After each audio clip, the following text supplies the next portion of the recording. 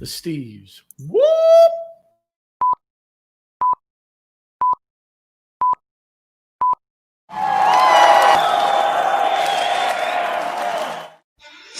Woo! You are looking live at the government GovCast for Thanksgiving. How's everybody doing? Welcome to the show. Happy Wednesday. Happy day before Thanksgiving. Woo! My hat's What so do big, you have it to be doesn't even, thanksful for? Oh, Pilgrim time?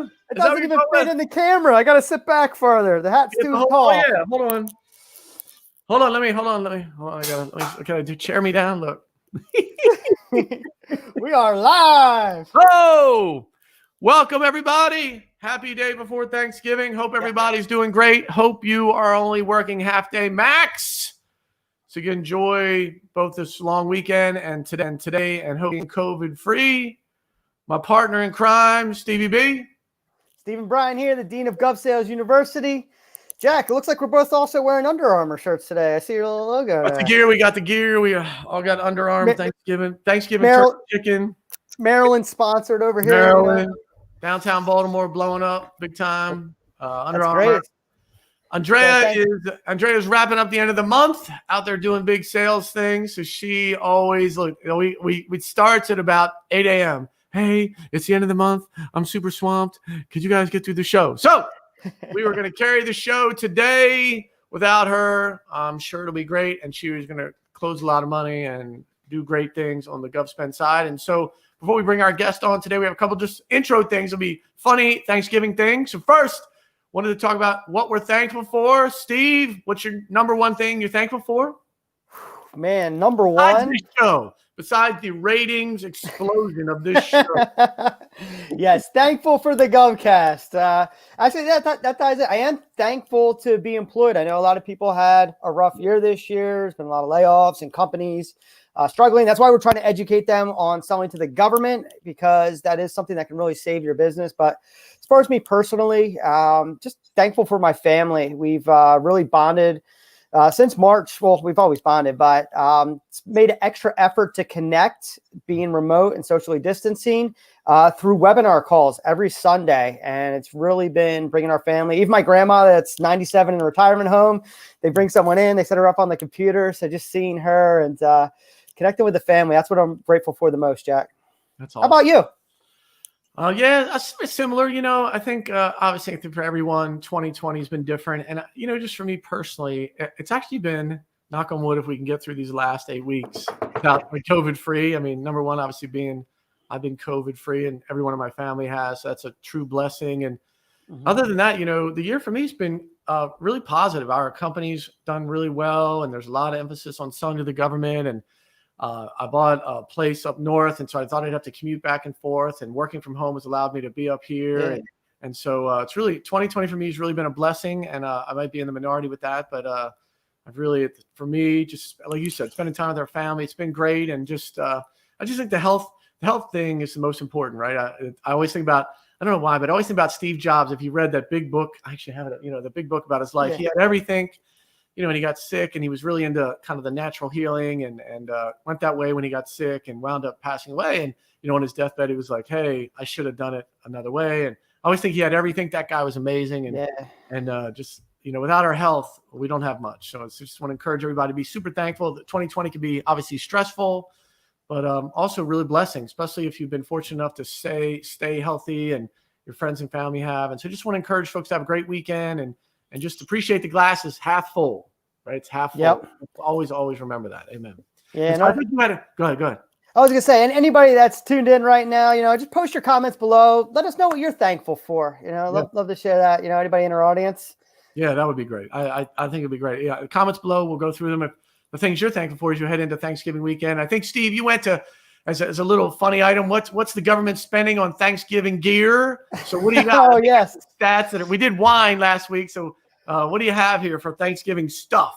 Yeah, so I'm just trying to think of, what people put out on their spread. Some people eat crab, some people eat turkey. Wait. Some people eat what? Crab. For Thanksgiving? Crab meat, crabs. They come from the ocean. A crustacean. Is that word? just stay in the bell curve with the beaker blast, crab on Thanksgiving. Let's not lead with crab. Go ahead. I'll just let you go.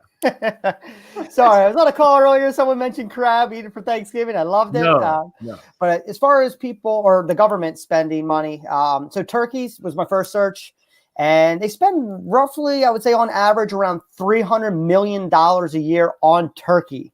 Looks like that largest year was a little bit over 450,000 in 2016. That is amazing. That is just crazy. That's 300. And I think for folks, when they hear that, they're like, no way. But you got to remember, like, all the military bases, the aircraft carriers, there's cities, right? And so all the things that are happening, our military folks do not get to come home. That's throughout the year. And so what else you got? Look, there's like a couple other food items you threw up. Well, there. I think a lot of cities and communities do like outreach programs and give unfortunate families, turkeys. So it's great to see that number. So next up on our list was mashed potatoes. Can't have Thanksgiving without the mashed potatoes here. So you're looking on average around, I'd say 2.5 million, as the bell curve goes there. And then 2020, I guess they still need to order some mashed potatoes. That definitely took a hit for this year. So sorry if you're in the mashed potato business. Yeah, the Idaho people are upset. Cranberries. This is what I make every Thanksgiving. I love making cranberries. As you can see, it took a big hit. They People did not like cranberries in the mid 20s. No. Yeah, 2015, 16, 17. I don't know what's going on. Still 15 million is pretty good. But I guess with the spike, 2019, everybody's getting back into that cranberry mix. The skateboarder guy cranberry is gonna go up. The skateboarder man, right? Like so. That's it. Very popping. What's your last one here? What is it? This always reminds me of my childhood Thanksgiving, where my grandma make you feel special, and we sit with the adults. Once you're old enough to sit at the big kid table, not the little kid table, serve sparkling cider. That is on a downtrend. I guess people are buying more wine because it looks like that is sloping down. Does sparkling cider have alcohol in it, or is that? No, it's non-alcoholic. It's just a little bubbly drink, and makes you put it in your glass and you can cheers and toast, say what you're thankful for at the table. I think if you let it sit long enough, it actually does it ferments. I think I have an old look really quick. When I was a kid, I don't know if it's apple cider. I brought apple juice or something to my school thing, and then we got snowed in, and then he delayed it, and when we came back like 10 days later, it had fermented. And so it was like their teachers had to like grab it really quick and be like, don't drink that. It's fermented. Sugars and yeast are fermentation for alcohol. So that makes sense. You used to make microbrews at home, huh? Yeah, that's how I know the process. Oh, there you go. Yep. Connecting the dots. So. Sugar and yeast. That's it. Crazy. The government buys everything, even mashed potatoes and turkeys and cranberries and sparkling cider. So the government buys everything. And so we always try to mix that in and during the holidays. What was it, like $300 million worth of turkeys? Yeah. On average, $300 million worth of turkey. So crazy. So just want to encourage everybody to have a great weekend. And so today we're super blessed. We have a special guest, Steve Koprince, who is the founder and senior partner at Koprince Law. So Steve, welcome to the show. Well, thank you. Very, very good to be here. Thanks for having me, gentlemen, and happy early Thanksgiving to you. Thank you so much for joining us. Thanks for coming, especially the day before the holiday.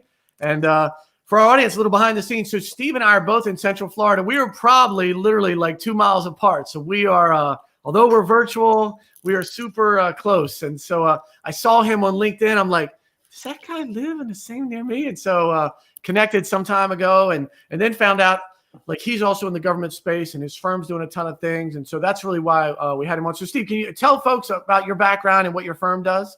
Yeah, absolutely. Well, thanks for having me, Jack. And yeah, we're neighbors, and we found out, Jack lives right near grocery store I go to. I mean, small world in federal contracting, especially when you're talking about outside DC. Because I tell folks, hey, the government, folks who know government contracting are not just located in DC, but sometimes that's the stereotype, right? Yeah.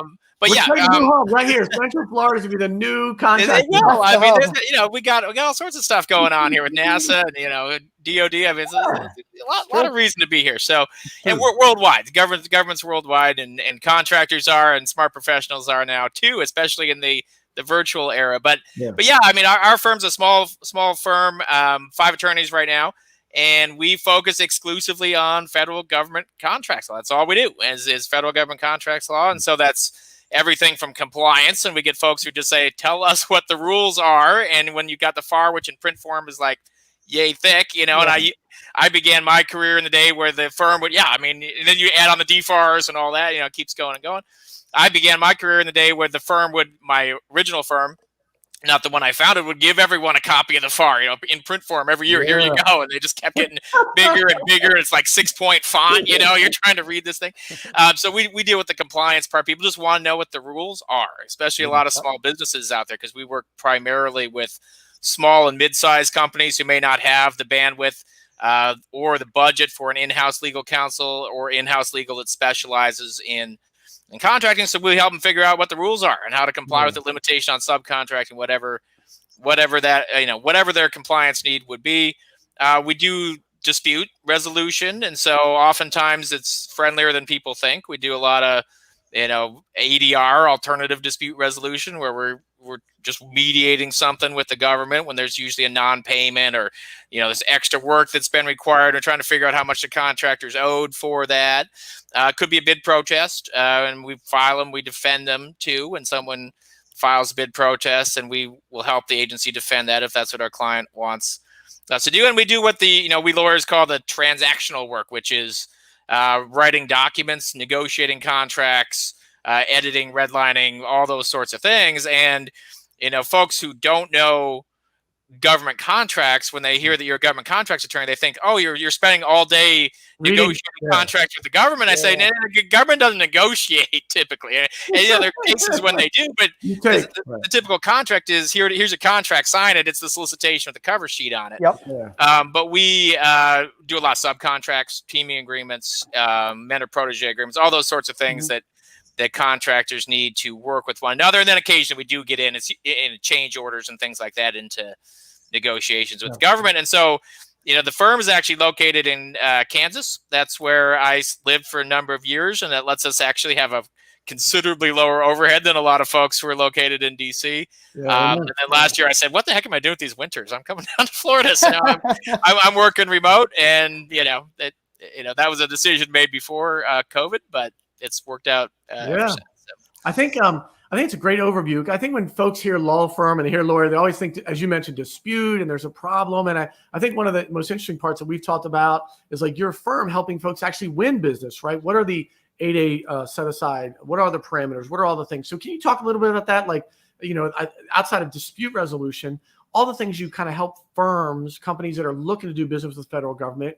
Talk about some of the ways you help them understand the rules and regulations, make sure they're in the right spots, and kind of help maybe sometimes pivot some of the specs from the procurement office. That'd be great, because I think our audience is mostly like, hey, I'm trying to jump into this space. I want some stuff. Now, how do I jump into the big boy world of federal space? And so I think your firm can be so instrumental in that. So can you just share with them how some of that works? Yeah, absolutely. It's a good question, because I think people do think of lawyers in that realm. That's fair enough. That's what you see on TV. There's not going to be an exciting, Law and Order, government contracts, proposal assistance version or something like that. No one wants to see that. And yet a lot of what we do is either for new entrants to the marketplace or folks who've done a little bit of work with the government, maybe as a subcontractor or second tier or vendor. Maybe they're bidding on small businesses, but they say, hey, wait a second, am I eligible for 8A? And so what we can help them do, and we do this for a number of companies, is say, okay, well, let's take a look at how your customers or potential customers are buying, and a lot of folks out in the field will do that. Are they using GSA schedule? Are they going 8A? Are they low on their HUBZone goals? So a HUBZone, certification would be helpful. We help them then if they're eligible for one of those certifications or could become eligible for a socioeconomic cert like a 8A, HUBZone, woman-owned, et cetera, service-disabled, veteran-owned. Help them get those certifications. And those are, trickier than a lot of people understand who haven't been through the process, especially just given the nuances of the control rules. When they say unconditional control, they really mean it. And they're the SBA or VA, if you're going after an SDVOSB, is really going to go through your paperwork and say, oh, this provision says that the other owner who's not a veteran could, veto your decision, so you're not eligible. So we'll help them get those types of certifications if it matters for them, if it's the sort of thing that would work for them.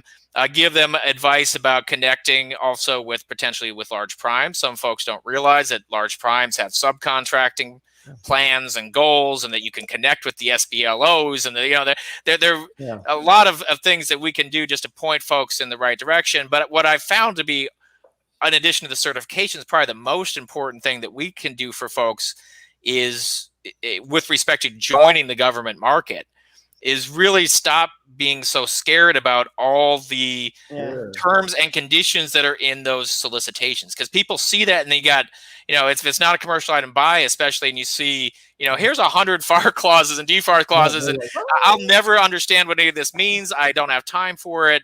This is not for me. And we can help them parse those and say, look, let's walk through these together. They're all important in some way, but let's face it, Service Contract Act is going to be more important than maybe the other clause that's next to it.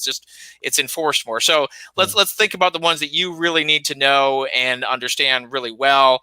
And other ones we can help you kind of figure out what those mean, but you don't need to go to law school and become a lawyer to do business with the government. So I think sometimes when people have that conversation and they realize, hey, I understand what the government's asking for in the statement of work or PWS, whatever it is, I can do that. It's the legal mumbo jumbo that I'm scared of, and I don't have a budget to hire an attorney full time.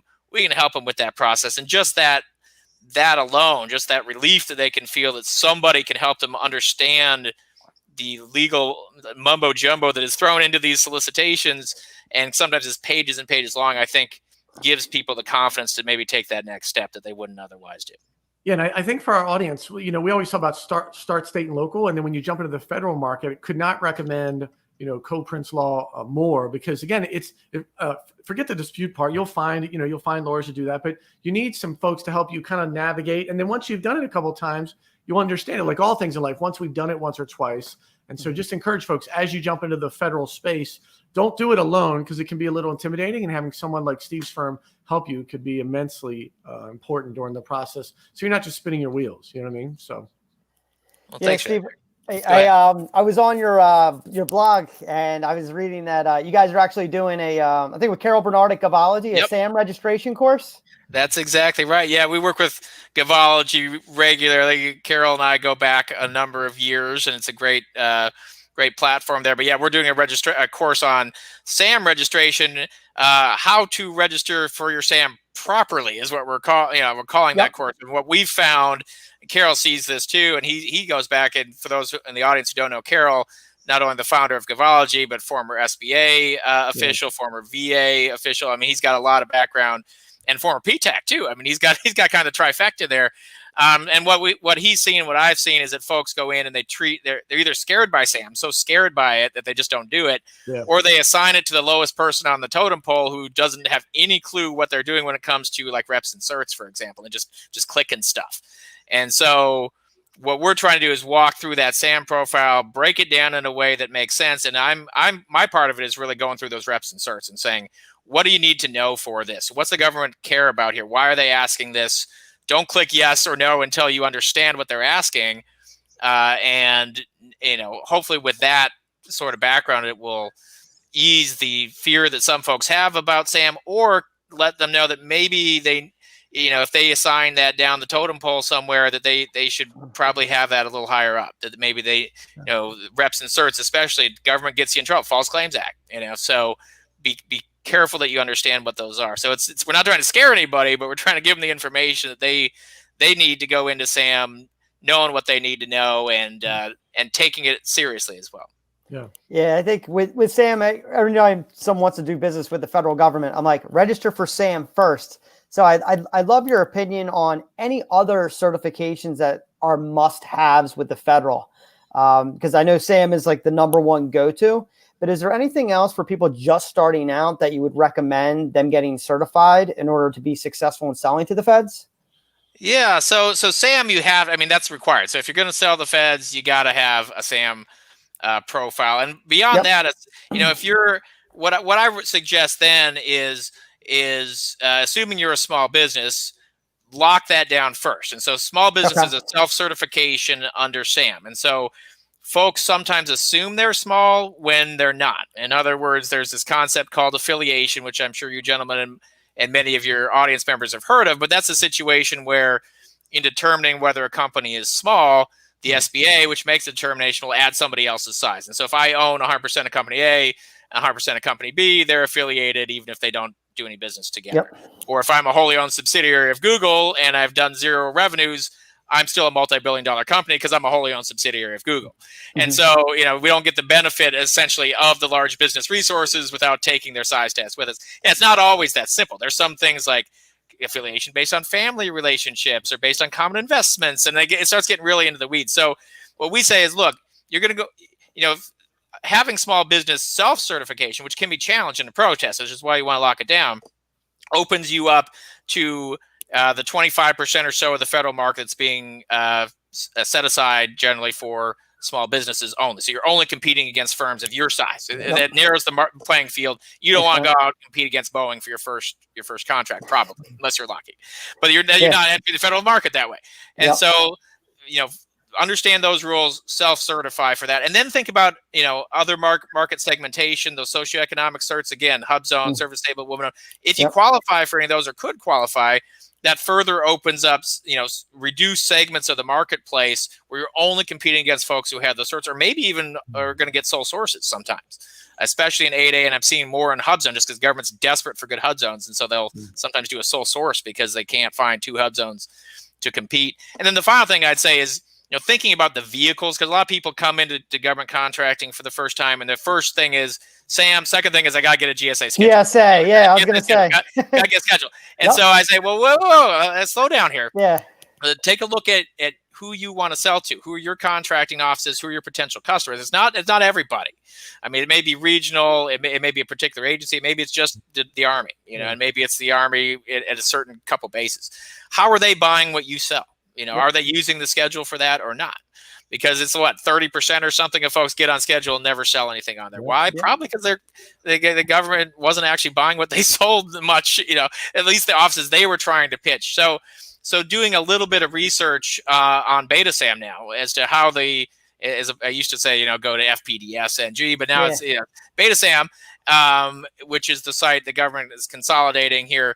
It will tell you how the offices and contracting officers that you want to target, what vehicles are they using? Is it GSA schedule? Do you need to get some other sort of GWAC, IDIQ, some sort of Alliant, there's on-ramps for and so people start getting a little bit scared sometimes when you start talking about these vehicles. But I do try to tell them, hey, before you go through the GSA schedule process, see if that matters to you. You can get a GSA schedule probably if you've been in business for a little while, but it takes a while and it takes some effort. So think about that and whether that even matters to your business. So you're not one of those folks that holds a schedule and then is bound by price reduction clause and things like that, and then has nothing to do with doesn't actually. That's great advice. Because I talk to vendors all different industries, and I've heard those horror stories too. I spent a year and all this money. I'm on the GSA schedule. A year later, I don't have any business. And it's like once you're on there, you still have to market and promote your services. And I think people believe that once they get on GSA, their phone's going to start ringing off the hook. Like, work's over. I'm just going to take orders all day. The hard stuff's behind us, but it's not true. So anybody that's just starting out in federal, I think that's great advice is talk with the agency, see how they buy. And if you do have relationships and they prefer to buy off GSA, then take that route. But don't do that first thinking that sales are just going to come in. Yeah, I'd love for our audience just to connect some of the dots, some of the acronyms that we kind of sometimes we throw around and they're new. So the FAR really is a federal acquisition regulations. It's really if you're going to do business with the federal government, there's all these rules and regulations. The DFAR is for the Department of Defense, kind of additional set of rules. So that'll be the FAR. And again, a firm like Steve's can help you kind of navigate those. They're all online. If you have trouble sleeping one night, just open up the FAR. You'll be asleep in literally 10 minutes. So that's what you can do for those. SAM is a system for award management. So if you're going to go after federal business, you have to be registered within SAM. So if you go to sam.gov, you can go register your company. Again, Steve's firm can help you do things like that.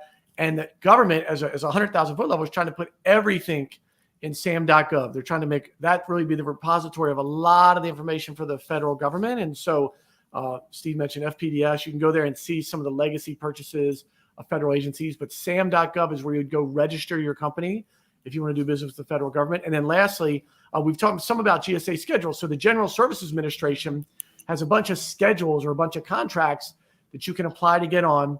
And really, they're typically by product suites. So whether it's computers or vehicles or office supplies, they'll kind of group things and they'll actually get your company and your products on a schedule, on a contract.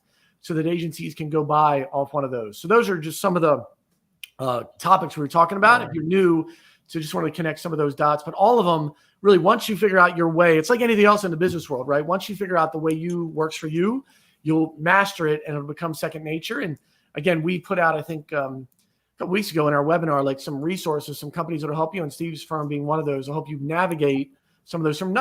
They sound a little voluminous, but they're all really easy to navigate once you get familiar with them and kind of know what's happening. It's like getting a new car, right? You're like, oh, where's all the buttons? I got it. So with that said, so Steve, you also have a great, Steve and Brian mentioned it earlier, a blog you have out there, right? The SmallGovCon blog. So can you tell folks about that and what it's focused on and how they can kind of connect with it? Yeah, absolutely. And Jack, good. Thanks for jumping in on the acronyms. Just to get back to that for a second, the folks who are new to the market, this is not just me saying this. There was a panel that put together by Congress a few years ago, a Blue Ribbon Commission called the Section 809 panel. It was studying ways to improve DoD acquisitions, and one of their recommendations was to help bring new entrants to the market. Hey, DoD, stop using so many dang acronyms. I mean, they really said this. Not just me. Blue Ribbon Commission appointed by Congress said that, and because it can be a little off-putting. All the terminology is thrown out there. It's drinking from a fire hose for folks when but stick with it. Even folks who like me, when I first walked into my was a legal intern walking into my first meeting in a government contracts law firm, and I had taken a course and worked a little bit, and I thought I knew a few things, and all over my head. But it didn't take long for me to start understanding what it was. So if you're new, don't get too afraid by the drinking from the fire hose effect. But I would add one thing, like, so important, like. Folks like say, I'm going to go learn a language, or I'm going to learn a new skill, and it has very little money on the side of it. If you're going to go learn something, learning the government vernacular and all the acronyms, when the government spends a ton of money, you could probably not find anything to learn more about that would be more lucrative for you. So again, if you're instead of going to learn a foreign language you may never use or use it for 2-week vacation, go learn the acronyms and how to do business with the government. It could serve you well throughout your career. It could be super, super lucrative. So that's one of the best reasons to go do it. Yeah, that's great, and it is sort of a foreign language at first. All these terms being thrown at you, but you pick it up pretty quickly. And then you mentioned that SmallGovCon blog, and thank you for bringing that up. That's our firm's blog. I founded it, about 8-9 years ago now, and we've got about 2,000 or so posts up there. And the mindset behind that blog is, number one, our audience is intended to be small businesses primarily, although folks of all sizes read it. Government reads it, and I appreciate that. But we're always thinking in our minds when we write the post about the audience being a small business, one who's either a current government contractor or somebody who knows a little bit about government contracting at least, because we'll throw terms like FAR out there just assuming that our readers know what those are, but not too many of those acronyms in there, because our next goal is to write the posts in a way that doesn't sound like a lawyer writing a brief, which is really, how people are trained to write in law school is just mind-boggling when you're a regular human being. And so we're trying to tell folks what they need to know about what's constantly going on in government contracts. They're always changing the rules. There are new decisions that are coming out. And so the point of the blog is to give our readers the takeaways from that. Like, here's what's going on in the field. Here's what's new. Here's your takeaway as a business owner. Sort of the sort of things that we do for our clients with respect to FAR compliance, things like that. We're trying to do that for all of our readers, whether they're clients or not, and let them know what's going on in the field in a way that's usable for them, that's readable, and that's something that they're not going to have to scratch their head wondering what the heck are those guys talking about. And so we've been doing that for years. It's been well received by at least the folks who tell me about it. Maybe there are haters out there who hate the SmallGovCon. It's only for free. I think the link was below. Maybe they could set that back up. It was for a second there. Yeah. It's. I mean, there's no charge. This is free access, and then we also have if you're not the sort who has the time or inclination to go to a blog regularly, we'll send a free newsletter to anybody who signs up at the end of the month with 8 or 10 of our top posts in there, just to keep folks again up to speed on what's going on, because these rules, we talk about the FAR being so thick in it, but it's also changing all the time. The FAR is changing and the other rules. And so just when you think you know something, then they pull the rug out from under you.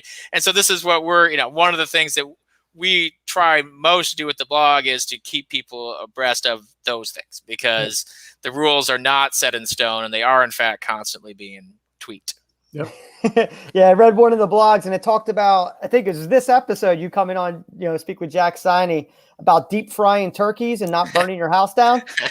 That's exactly right. Yeah, I mean, that's the other thing with the blog. I mean, we'll throw in jokes and stories and things like that too. I mean, you got to have some, government contracting can be a dry topic, and we don't want to, we don't want to make it even drier by the presentation. So yeah, I mean, we'll throw in little asides and stories and jokes here and there, and some people may say, well, or they do it joking around, but I think most folks appreciate it. I loved it. Hence why we're wearing hats. Exactly. I needed a funny hat. I have the Santa hat though. I don't have a Thanksgiving hat. No, a week early. Steve, look, Steve Ryan, look. I don't know if you saw the question. Which state buys the most turkeys? So I'm going to give you, during one of the other questions, I'm going to give you time to research. And when you go look. The one question I was going to ask you, Stephen, is what was the highest engaged, comment or blog post that you have? I'm sure you've been doing it for 8 years. I know one jumped out that people were like, reading and you could see the hits or comments. Yeah, there are a few topics that tend to get the most views. And so I'll tell you that when SAM was going live the first time, posts related to the startup of the SAM system, and still today, for whatever reason, some of those posts are being read frequently.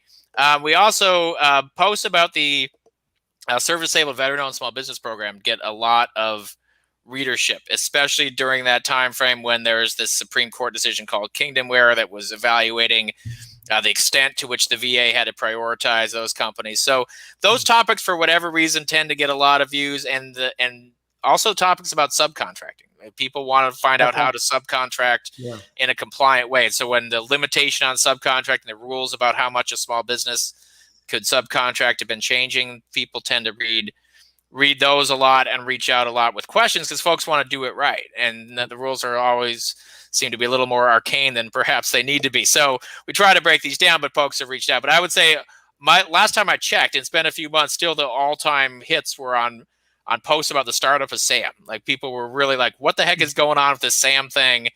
We're used to this old system called CCR and, what's going to be in SAM. And so those posts are still to this day, you see people reading them. I'm not quite sure why, because that train left the station a while ago, but the posts are still there if you want to read them. And they were very, they're still accurate. They reflect what happened at the time. They're just not timely anymore. Yeah. Everything keeps changing, up to date. But I did get the stats here. So who asked the question? So, What state? Florida, VA. So this is the top 5: Florida, VA, Virginia, CA, California, Texas, and North Carolina. Florida buys the most turkeys.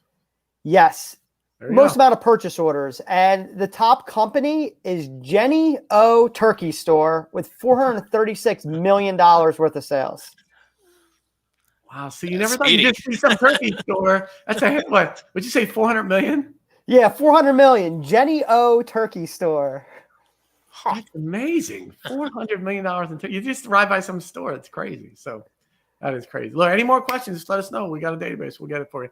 So, Steve, when you mentioned subcontracting, which I think is really interesting because even when folks hear this, they might be like, forget it. I've already heard too many acronyms. But the subcontracting piece is really interesting because if you can find out the firms that are winning as a prime, you then as a sub can deal with another company and not really have to do a lot of the government interface stuff, right? For you as a sub, it would just be a business-to-business transaction. And so that's another way to take advantage of the government market and not have to go through some of the direct stuff if they're the prime. And so is there any direction you have for folks as they're trying to be a sub? Is there a place that you direct them? Does your firm help point them in the right direction? Like, what would be your best advice to folks that are like, I've already heard too much, my eyes roll back in my head, but I'm interested. I see, like, if you just Google anybody, you see, I just saw Lockheed Martin wanted 400 million. Right. I can take 5% of that. I'm golden. So what's your best advice to folks when they try to work in this subcontractor world? Yeah, it's a great question. And what I've found, and it's not universal, but I've found that a lot of successful prime contractors get their start as subcontractors. In other words, they sell to a prime before they ultimately sell the federal government, I think for two reasons. Number one, it helps them build a record of performance on government jobs. And that can be important in winning. It's called past performance. It can be important on winning future jobs. And second, I think it just makes them more comfortable doing these jobs. You pick up kind of by osmosis when you're subcontracting pieces of how the government actually operates. And you say, yeah, maybe this isn't so scary after all. But some folks just stick at the subcontracting level. It's a great option either way. You're absolutely right. As a subcontractor, you do not have a direct contractual relationship with the government. In fact, the government says, and they're correct as a legal matter, that the prime is responsible for 100% of the performance. If the sub goes bankrupt, walks off the job, too bad, so sad. Prime, you got to finish the job anyway. Yeah. And so as the sub, you're not interfacing, or shouldn't be really, in most cases, directly with the government. You're working with a prime contractor. And what's really great for small businesses, and why so many of them get their start in subcontracting, is that those Lockheeds you mentioned of the world, any large business who wins a prime contract over about $750,000 typically, is supposed to have a plan to subcontract pieces of that work to small businesses and various subcategories: women-owned, veteran-owned, disadvantaged, et cetera, et cetera. So when you're a small business and you say, well, gee, Lockheed doesn't want to work with me, they'll just do the whole work themselves. They're a subcontractor to another small business, or another large business. They actually do want to work with small businesses, and all the better if you can bring some of those extra quals to help them meet their goals. So what I tell folks is, look, these large businesses they're supposed to have what's called SBLOs, another acronym, but it stands for Small Business Liaison Officers. That's somebody who is at that large business who is responsible for coordinating their compliance with these subcontracting plans.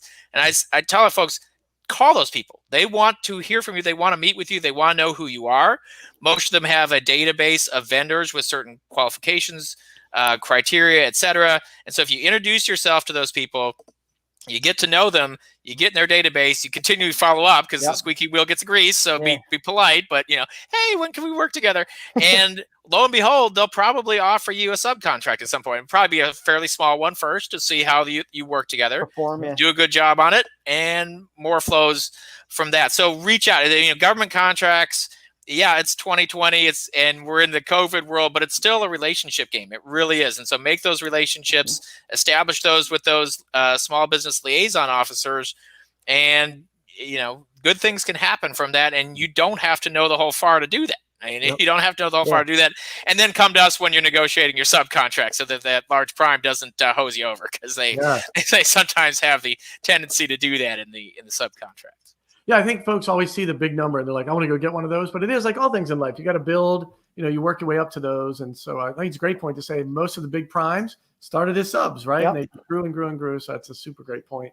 One thing I want to make sure we hit on too, Steve, was the beachside ventures thing, and your desire to help folks learn about government contracts. Can you want to share with our audience kind of what that entity does and kind of, what you're doing with that?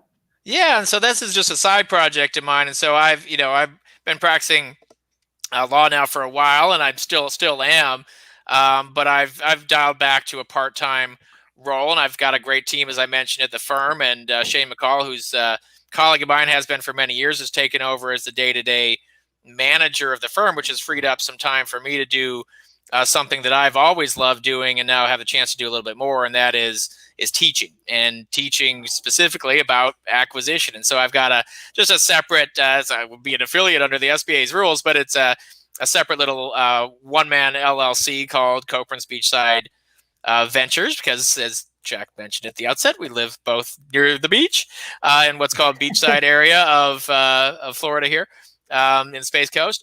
And that company does trainings, government contracts trainings. We're working with other entities. And so I've worked with Management Concepts, worked with Govology through Beachside Ventures, and a couple other entities as well, teaching not just contractors, but also government acquisition personnel too. And so it's been trainings for both the industry side of the house and the government side. And I found, especially in training government acquisition personnel, that I've been able to provide that value add to them by telling them kind of what contractors are thinking. What does industry really think about? So what kind of misconceptions does industry have, perhaps, that no government official would necessarily expect? And so I've been happy to do that. I didn't know if I would enjoy training government personnel, but it's been great, and they're great to work with too. So that's a side project of mine. It's not my main gig, and I do some teaching that's in coordination with my colleagues at the firm. That's firm based as well, but it's,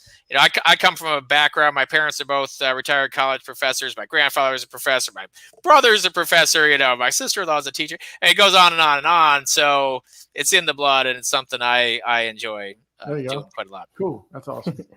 That's good. I have a question, one more for you, Stephen, because I get this asked all the time, and it's like a loaded question. I have trouble answering it, but people are like, okay, I've won my deals at the local level, winning cities, counties, schools, right? Then they're like, all right, upgrade to the state agencies, Florida Department of Health, Department of Transportation. They're like, I'm ready for the Fed. Which federal agency do I start at? And they're like, which one's the easiest, right? That's what they're trying to read between the lines. I'm like, well, what do you mean? What's the best? I'm like, well, it depends on what you sell and what the needs are, right? And you can look at the needs on SAM and then match those pieces together. But have you encountered any agencies on the federal level that have, I would say, maybe less red tape or easier to work with than others? Like ones that you're like, those are like very difficult, like maybe the Army or like the VA. Yeah. Oh yeah, like they're a lot easier to work with. Yeah, I mean, I would say it goes sometimes office by office. I mean, contracting shop by contracting shop, as it were. And so you know, they're all following the FAR at a base, and so you've already got. There's no way to avoid the FAR because all the federal agencies, with a few exceptions like FAA, which is exempt from it, follow the FAR. And I wouldn't say FAA is easier either because they're trying to use their acquisition management system online is not very user friendly.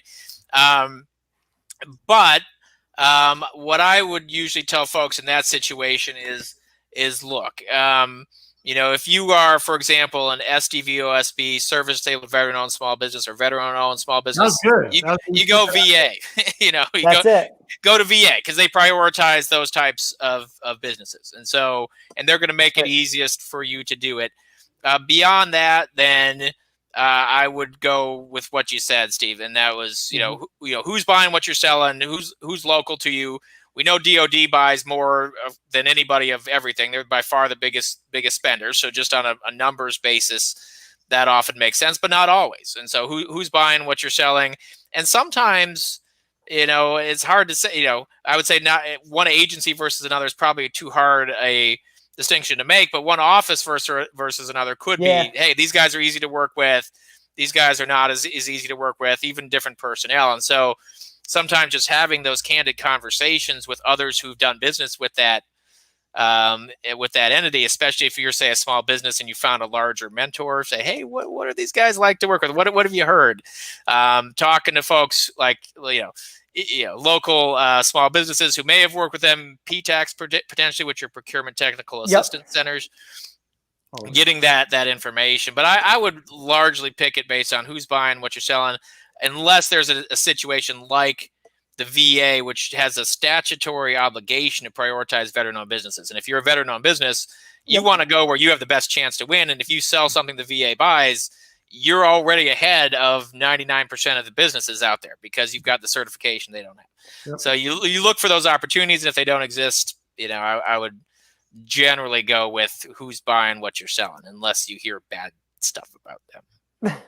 I appreciate it. I was just in my iPhone, you know, they give you the news updates, and one of the updates caught my eye. It's like, oh, the government issues, DoD issues a bunch of contracts yesterday. It comes up my news feed, like totally randomly, not even a thing, but a little notification. And it was like $400 million. It was like 6 contracts for $400 million. You know, they were all like 20, 30. You're like, my gosh, that would be like our whole yearly revenue. You know, I mean, one contract, you're like, it was like small potatoes. Hey, the government just today, DoD just threw out 200 here, 300 million there. You know what I mean? It's so funny, so crazy. The federal government, the way they spend money is insane. It's amazing. And, you know, the changes in administration don't matter much, Republican, Democrat, whatever. The spending over time just goes up. You know, we're at close to $600 billion in contracts in the last fiscal year that was completed, I think. And there's, I would guess it would be somewhere in that vicinity too. And so sequestration briefly, you know, dip and then right back up. So it's a good industry to be in. It's a good customer to have. And there can be frustrations, the shutdowns and all those sorts of things. But over time, selling to the government and doing it well and building that reputation, you've got a customer that's going to be there forever and is going to keep buying. And so it's good to And Good keep paying. And keep paying. And keep paying. So important, like during COVID, like a lot, Yep. I mean, you said for weeks, you might have a contract with some of these companies are never going to pay you, and the government always pays. Maybe not the quickest, but you're going to get paid. And so it's an amazing part of doing business. So it's, again, way better than going to learn some language you're going to use for 2 weeks out of the rest of your life, or maybe while you're ordering dinner one night. So I encourage you to go learn the government vernacular. Steve, how do folks get a hold of you? How can they reach you when they're, what's the best way to kind of connect the dots and reach out to you and your firm? Yeah, absolutely. So we mentioned it, I believe earlier. We've obviously got the SmallGovCon blog you can read, but if you want to connect with us, you can go to our website, Koprince.com. It's just my last name, Koprince.com, the firm website there, and that has a contact form. You can email me, skoprince@koprince.com. Pretty simple, skoprince@koprince.com. Give us a call. The phone number's on the site. I don't need to repeat it here unless you think I should. But you can give us a call. And you can also find scroll of the there you go. There you go, Koprince.com. And you can follow me or my colleagues and the firm actually on social media. So we're on LinkedIn. I'm on there. I'm on there almost every weekday connecting with folks. Our firm is very active on LinkedIn on our firm page. And please go ahead and follow that if you are looking for kind of daily updates. Not just our own content, but we'll publish just what we see out there that's going on in the world of procurement that we think folks ought to know about, federal procurement.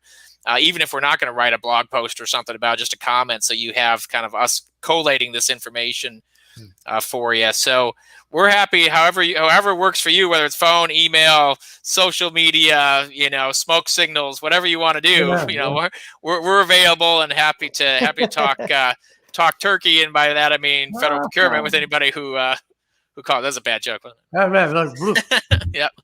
That's great. Listen, again, folks always feel like when you hear law firm, you hear dispute, but there's a lot of things, especially if you're trying to win federal business, that Steve's firm can help you with. So I really, really encourage you. At a minimum, you can go to smallgovcon.com, follow their blog, make sure you sign up. You'll get the newsletter. And then as you have opportunities in the federal space, great place to start. So Steve, thank you so much. Listen, have a great Thanksgiving. Stay safe. All right. God bless. Well, thank you, Jack. Thank you, Stephen. Really appreciate being here. It's been a lot of fun, and I hope you both enjoy your Thanksgivings as well. Maybe I'll see you at Publix soon. You. Oh, probably will. Probably going to run into you, buying the last-minute mashed potatoes or whatever. I'm sure I'll be over there in the next 24 hours. I bet I will be too. We forgot something that we need. I'm going to be 100%. there. God bless. Thank you so much. Bye-bye. All right, great. Hey, that was great. I mean, I think we had one of Steve's associates on the show a little while back. And again, I think it's just so important. Folks always, as I mentioned, feel like, law stuff and it's all big bill and stuff. And so no, but what the biggest thing to do is help companies actually win and certify and win government business. One of the things we didn't get into really a lot this time, but when an RFP or bid comes out, a lot of times you can change some of the specs and move it around. And so there's a lot of things you can do. And so again, just encourage you, if you have any questions, reach out to Steve and his firm. They are great. They put a ton of information out online for folks. Right, Steve? Yeah. You have information too coming up. What GSU got happening? Before we go there, I just love what Steve said about working as a subcontractor. I think that goes overlooked. Everybody wants to swing for the fences and get the big deal. So if you're tuning into this show, take that note and take that advice and put it into play. Find the big people that are winning it, or the bigger companies, and then partner with them. It's a great way to get your feet wet in the federal. Don't be scared. But yeah, as far as what we got going on, we are hosting a holiday webinar, and we are going to teach you the basics of selling to the government. Great graphic. I love it. So it's going to be December 16th, and it's going to be at 12 noon Eastern time. So if you tune in to us on Wednesdays, it's going to be on a Wednesday at 12 noon, same time.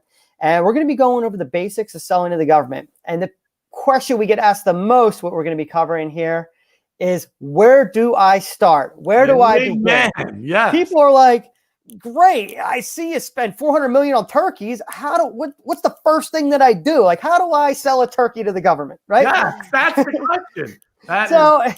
We try to break it down every step by step through GovSales University. But if you haven't enrolled, we're taking some of our course content December 16th, and we're going to be sharing it live. So go to the URL below, click register. It's free to register. We're going to hook you up, give you a lot of great tips.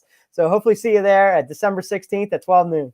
I think we should carry that through. How do you sell a turkey to the government? I think that's a great. Well, that one from literally 400 million. I mean, $500 million in turkeys. I mean, that's how many businesses have ever sold $400 million of anything? I mean, it's much less stay in business. You know, the entrepreneurial stats of, 90% of businesses don't make it past 5 years. It's like, imagine $400 million just in turkeys. I'm sure you ride by the turkey shop and be like, that's some mom and pop little operation. And you find out they spent $400 million. They got $400 million for turkeys. That is insane. So love that. It's a great idea. I think what Steve said is so important. Folks always say that when we stir the pot, like through the GovCast or a webinar or some of the trainings or GSU or our company, inevitably folks are like, I got it. I want to do it. I see the government buys everything. I hear you. I hear they always pay, but where in the heck do I start? And so that's what we want to do on, December 16th. We just want to talk about, hey, where do you start? Steve and I will be hosting that webinar and just really where in the heck do you start? Because again, once you're in it, once you got it, everything will be fine. So that's really what we're going to do. We're going to literally talk about how do you get out of the gate and win your first couple deals. And by the way, one last thing, we'll let you go. We're going to show you how you win deals like in the next couple of weeks, not in Q1, right? Q1 of 2021, not like 6-9 months, getting yourself ready for 2022. No, we're going to talk about how can you win government deals in Q1, right, Steve? Because everyone feels like, it'll take the second half of the year. How do I win a government deal in 2030, Jack? Right. Let me get started now. Right. Who knows? But yeah, as you're talking about the SmallGovCon blog, it's like everything keeps changing and the government is trying to make procurement as easy as possible because that's the old myth. It's like, how do I do it? It's going to take 6 months to a year in order to win my first deal, right? There's some deals that do take that long, right? That's totally true. But there's also deals being awarded in hours, and that's totally true. We see every purchase being, bought by agencies, small or large, and it's just knowing how to navigate those waters, how to speak that language. And once you learn the ropes, you can call people out on it because some agency will be like, I can only buy that off a contract. Be like, well, what if that item isn't on a contract? Then what do you do? Right? It's one of those things that once you start challenging, like, you're right. Like, do you have a P card for that? So there's ways that you can get quick deals, and we really want to help you out. So I'm looking forward to this webinar again, Jack. It'll be our third going. So finish the year strong. When people have this thing, like my last comment, be like, they're so little myopic, and folks are like, this is how it's always done. Everything's bought off GSA schedule. They always buy. It's not. The government, it's just like you and I. Some people buy gas right down the street, the same place every time. Some people drive around and find the cheapest gas in an area. The government's the same way. Some people do buy off all GSA. Some people go to small businesses. Sometimes they set it aside. Like there's somebody off state contract. Some do it on their discretionary spend. There are myriad of ways, and it's not the same all the time. But folks feel like when they have a little success, this is how it's always done. And it's not true. And so we want to cover all those things and help you win your first couple government deals. Amen. So listen, have a great Thanksgiving. Any last thoughts? Steve, you're going to go out and like hunt your own turkey, or are you just going to buy one? Go out there with the bow and arrow. No. All right, well, have a great Thanksgiving. Thank you so much. God bless. The glasses half full. Have a great long weekend. See ya. Have a great Thanksgiving, everybody.